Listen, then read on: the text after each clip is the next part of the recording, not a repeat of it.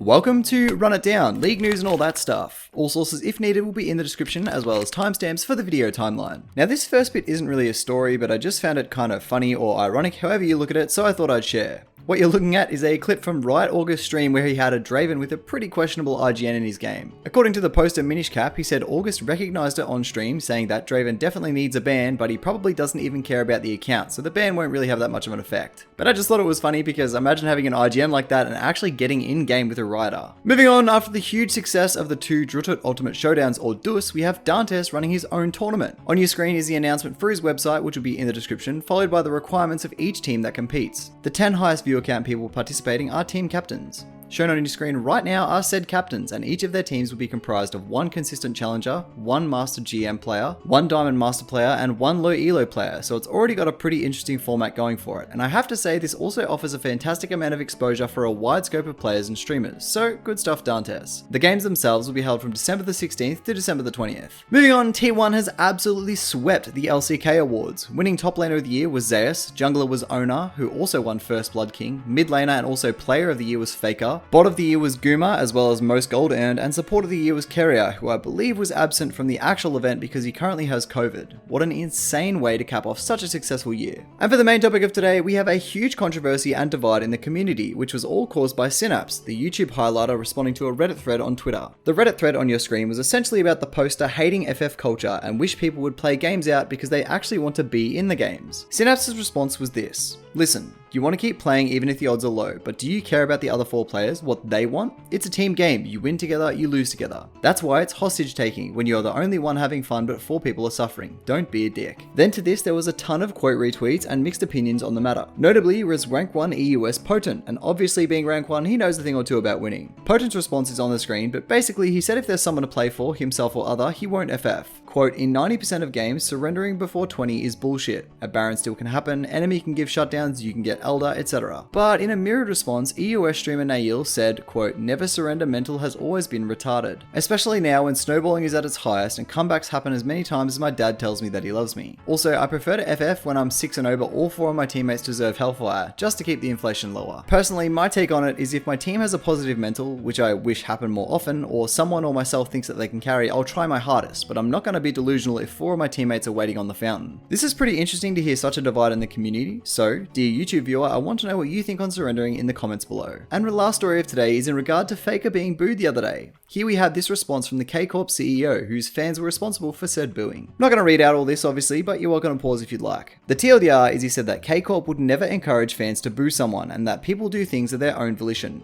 He said, unlike other esports team, K-Corp is closer to a traditional sports team where crowd behaviors are different, but in 3 years they've never been involved in quote hooliganism. Pretty interesting apology, but I still don't even really know why Faker was being booed in the first place. Bro's like the most likable pro ever and has literally never done anything wrong over his decade-plus long career. Anyway, that'll about do us for today. Thank you so much for watching, and if you like this type of content, be sure to subscribe. Bye!